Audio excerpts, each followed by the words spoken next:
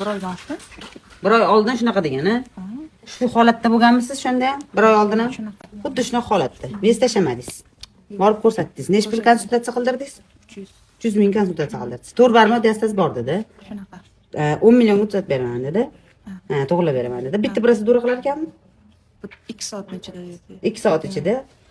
Dastasi bor deb aytdi. To'g'ri barmi dastasi bor deb aytibdi. 10 millionga to'g'rilab beraman degan. Boshingizni ko'taring. Qovurg'am ham Boshingiz- o'tib ketgan.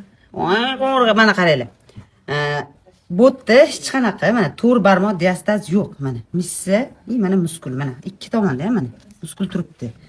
Bu yerda bir barmoqqina kiradigan diastaz bor. Bu bir barmog'i unaqa xavfli hisoblanmaydi. Faqatgina mana bu yoqda pastgacha ochilgani hisobiga ozgina qor muskullari bo'sh bo'ladi.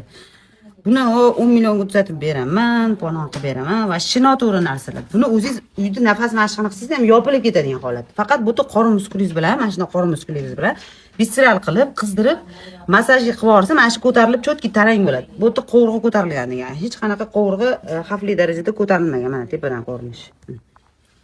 Qovurg'i nimaga ko'tariladi? Mana bu diafragma noto'g'ri nafas olgan vaqtingizda ko'tarilib ketadi.